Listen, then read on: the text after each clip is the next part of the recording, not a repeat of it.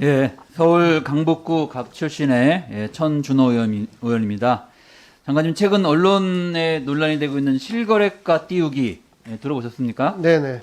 예, 이른바 실거래가 띄우기는 우리 국토부가 운영하고 있는 실거래 공개 시스템에 신고가로 아파트 매매 계약을 체결하고 등록한 이후에 다시 취소한 행위를 말합니다. 네네. 국토부 시스템에 등록이 되면 주요 포털 사이트와 부동산 관련 정보를 제공하는 곳에도 그 신고가로 가격이 올라가게 됩니다. 한 건의 허위 신고가 허위로 만들어진 신고가 있다면 그것으로 인해서 일파만파 신고가가 확산될 수도 있는 상황인 것이죠. 그래서 저희 의원실에서 실태를 좀 파악하고자 2020년 실거래 공개 시스템에 등록된 85만 건을 전수 분석해봤습니다.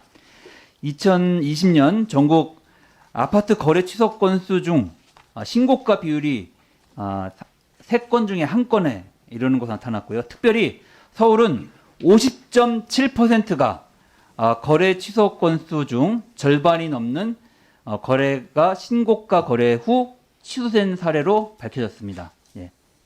취소된 사례 중에서 50% 넘는 게 신고가로 등록된 것이었다는 겁니다. 신고가로 등록해놓고 취소를 했다는 거죠. 그 뒤에. 작년 투기 세력이 휩쓸고 갔던 것으로 알려졌던 울산도 52.5%, 광역지자체 중에서 1위를 기록했고 인천, 제주, 세종도 평균을 넘어섰는데요. 광역지자체 중에서 1위를 차지했던 울산의 사례를 한번 말씀드려 보겠습니다. 신고가 거래 취소 비율이 53.4%에 달하는 울산 울주군의 경우 A 아파트의 이야기입니다. 벌판에 단독으로 세워진 이 아파트가 1년 동안 34건의 거래가 일어났는데요. 3월 한 달에만 16건의 거래가 신고되었고 3월 25일 급기야 갑작스럽게 일괄 취소가 됩니다. 이 중 11건이 신고가였는데요. 이후 대부분 이전 신고가보다 높게 계약이 진행되었습니다. 근데 아마 주민분들은 이것들이 취소됐는지도 모르셨을 겁니다. 왜냐하면 포털 사이트에 그대로 그 가격이 올라가 있기 때문에 그렇죠. 그리고 국토부에서도 이 가격을 올리기 시작한 것이 얼마 되지 않습니다. 그래서 그것이 취소되었다는 것들을 알 수가 없었던 그런 상황이었죠. 기초 지자체를 상위 50까지 살펴봤습니다.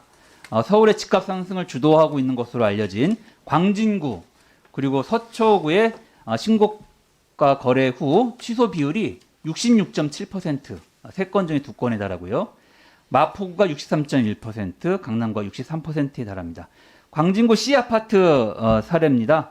15억에 거래되던 아파트가 작년 중순에 8월 달에는 17억 6천만 원의 거래 신고가 됐고 계약이 이후 취소가 됩니다. 물론 웹사이트에는 그대로 남아 있습니다. 이후 12월 말에 실제로 17억 8천만 원의 거래가 체결됐습니다. 양천구 D아파트입니다. 작년 5월에 10억에 거래되던 아파트가 10월에 12억 정도의 신고가 됩니다. 그리고 11월 달에 12억 3천만 원의 거래가 일어났는데 10월 거래가 11월 24일에 취소가 됩니다. 아직까지도 이것은 웹사이트에 그대로 남아 있습니다. 지역별로 양상은 조금씩 다르지만 실거래가 띄우기 행위로 의심할 만한 정황이 상당히 보여집니다. 적게는 수천만 원, 많게는 억 단위의 계약금을 손해를 보면서까지 신고가 거래를 계약 파기한다는 게 정상적으로 보기 힘듭니다. 하지만 효과는 매우 큽니다. 신고가로 실거래가가 등록됐다. 바로 언론에서 이것을 받아서 대서특필합니다. 그러면 이것을 가지고 카카오톡 여러 가지 이제 SNS를 이용해서 주변에 확산을 시킵니다. 그러면 유포 확산된 그 자료를 보고 불안감에 쌓여있던 사람들이 추격 매수를 하게 됩니다. 한 건에 만약에 있을지 모르는 한 건의 이 불법적인 신고래가 조작 행위가 여러 건의 추가적인 고가를 최고가 아파트들을 만들어내는 것이 얼마든지 가능하다는 것을 보여주고 있습니다. 물론 실제 이 거래 취소도 있을 수 있습니다. 그리고 중복 등록됐거나 착오 등으로 인해서 있을 가능성도 배제할 수는 없다라고 생각합니다. 하지만 그 반대의 가능성이 충분히 있기 때문에 이 부분들에 대해서 정밀한 조사가 필요하다고 생각합니다. 이와 같은 행위들은 이미 인터넷 커뮤니티에는 많이 알려진 내용입니다. 그래서 투기꾼들은 단기 시세 차익을 얻거나 업자들은 아파트 시세를 올리거나 건설사들은 분양가를 높이기 위해서 암암리에 이런 일들을 진행하고 있고 많은 네티즌들은 정부만 모르고 있다 이렇게 이야기하고 있습니다. 장관님, 선량한 실수요자들을 보호하기 위해서 이런 의도적인 시장 교란 행위 그리고 실거래가 조작 행위 이 불법 행위를 차단하는 임무가 국토부에 있다고 생각하지 않습니까? 전수조사 의향이 있으신데 그리고 전수조사 통해서 만약 문제가 드러나면 수사 의뢰를 할 생각이 있으십니까? 네, 저희들도 이제 상당히 좀 심각한 문제라고 생각합니다. 이게 아까 말씀드린 것처럼 우리나라 아파트는 표준화되어 있기 때문에 한 건만 거래돼도 전체 당일 평형 아파트가 가격이 결정되기 때문에 다만 이제 이 부분에 대해서 형사처벌 규정은 없고 지금 이제 과태료 규정만 있기 때문에 이 부분에서 정말 정밀하게 조사를 해서 이게 허위로 의도적으로 이익을 위해서 한다면 정말 저희들로서도 수사라도 의뢰를 할 필요가 있다 생각을 합니다. 네. 네, 이런 것을 단속하고 점검할 수 있는 국토부 내에 조직과 준비는 잘 되어 계신 겁니까?